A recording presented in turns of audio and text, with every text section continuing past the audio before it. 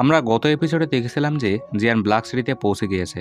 জিয়ান ওই ব্যবসায়ীর কাছে জানতে পেরেছিল যে এখানকার মেডিসিন হাউসে অনেক ধরনের রেয়ার পিলের হার্ব পাওয়া যায়, কিন্তু ওইসব হার্ব কেনার জন্য জিয়ানের কাছে পর্যাপ্ত টাকা ছিল না। এজন্য জিয়ান তার মাস্টারের কথায় গ্রিন স্প্রেড পিল রিফাইন করে সেটা বাজারে বিক্রি করতে যায়। বাজারে ঘোরার সময় মাস্টার জিয়ানকে বলে এই নিলামে ব্ল্যাক কর্নার রিলিজনের থেকে বেশ কিছু ক্লানের পাওয়ারফুল লোক আসতে পারে, এজন্য অকশন হাউসে ঢোকার পর সবসময় সাবধানে থাকবে। ওখানে ব্ল্যাক সেক্টরের জুনিয়র লিডার ফ্যানলিং এই অকশনাজের দিকে আসতে থাকে। আমরা জানতে পারি ফ্যানলিংয়ের বাবা ব্ল্যাক লিস্টের ৫০তম শক্তিশালী ব্যক্তি। বাজারের ভিড়ে ধাক্কাধাক্কির কারণে একটি মেয়ে ফ্যানলিংয়ের সামনে এসে পড়ে।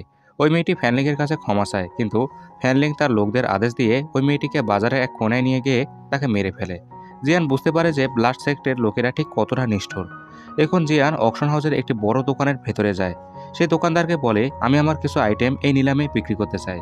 দোকানদার বলে যদি তোমার আইটেম ১ লাখের কম হয় তাহলে তুমি এখান থেকে চলে যেতে পারো। জিয়ান তার রিফাইন করা পিল ওই দোকানদারকে দেখায়। দোকানদার জিয়ানের পিল পরীক্ষা করে জানতে পারে এটা 3 লাইন্ড গ্রিন স্প্রেড পিল।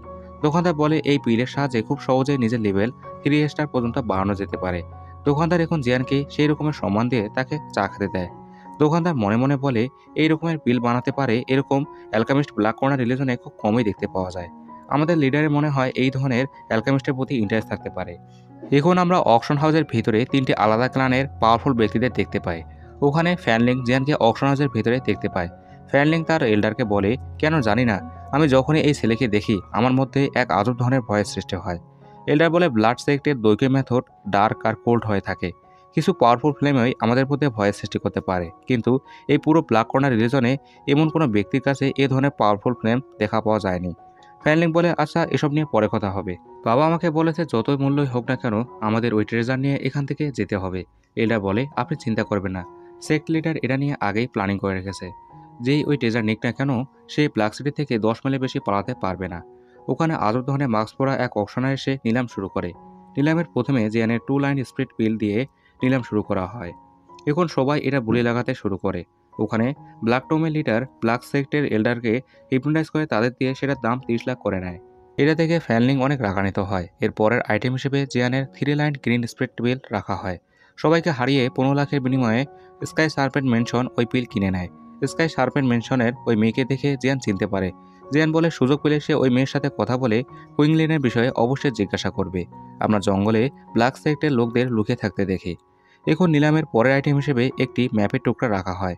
জিয়ান ওই ম্যাপের টুকরা দেখেই বুঝতে পারে এটা পিউরিফাইং ডেমনিক লোটাস ফ্লেমের লোকেশনের টুকরা। সবাই ম্যাপের একটি খণ্ডের জন্য বলি রাখে না। জিয়ান এটা বলি ১,১০,০০০ রাখে, কিন্তু এটা যখন সোল্ড হতে যাচ্ছিল কিন্তু তখনই ফ্যানলিং সেটি ২ লাখ টাকা দিয়ে কিনে নিতে চায়। মাস্টার বলে জিয়ান আর টাকা লাগবে না, কারণ এরকম চললে সবাই এটার প্রতি ইন্টারেস্ট দেখাবে, আর এমনিতেও সে এই ম্যাপের টুকরা নিয়ে কিছু খুঁজে বের করতে পারবে না। নিলাম শেষ হওয়ার পর কিছু একটা ভাবা যেতে পারে। মাস্টারের কথা শুনে জিয়ান আর বলে লাগায় না। এভাবে নিলাম চলতে থাকে। এখন এরপর নিলামে লো ডি ক্লাস লেভেলের ফাইট টেকনিক রাখা হয়। এই টেকনিকটির নাম 3000 লাইটিং মুভমেন্ট। জিয়ান এটা দেখে অনেক অবাক হয়। সে বলে নিলামে কিভাবে ডি ক্লাস ফাইটিং টেকনিক রাখা হয়। মাস্টার বলে ব্ল্যাক কর্নার রিলিজনে অনেক ক্রিমিনাল আছে, তাদের মধ্যে হয়তো কেউ এই টেকনিক কোথা থেকে চুরি করেছে। জিয়ান এই টেকনিক দেখে এটার প্রতি ইন্টারেস্ট দেখিয়ে উদাস হয়ে বলে এমনিতেও এখানকার এত বড় বড় লোকদের থেকে আমি এই টেকনিক কিনে নিতে পারবো না। এজন্য সে চুপ হয়ে থাকে। এখন সবাই এই টেকনিকের জন্য বুলি লাগাতে শুরু করে। বুলি লাগাতে লাগাতে এই টেকনিকের দাম ১ কোটিতে দাঁড়ায়। জিয়ান বলে এটা তো এই নিলামের সেকেন্ড রেয়ার আইটেম, যদি এটার মূল্য এত বেশি হয় তাহলে ফার্স্ট প্রাইজের মূল্য কত হতে পারে। এখন এই নিলামের সব থেকে রেয়ার আইটেম বের করার আগে সেখানে গার্ডের সংখ্যা বাড়িয়ে দেওয়া হয়। নিলামে ওই আইটেম আনার পর চারিদিকে ব্যারিয়ার দেওয়া হয়। মাস্টার বলে আমি আশেপাশে বেশ কিছু মিস্টিয়াস লোকদের ওরা অনুভব করতে পারছি, মনে হয় এই আইটেম খুবই রেয়ার হতে পারে। এখন নিলামে ওই আইটেমটির ছোট বাক্সটি দেখিয়ে এই এপিসোড এখানেই এন্ড হয়।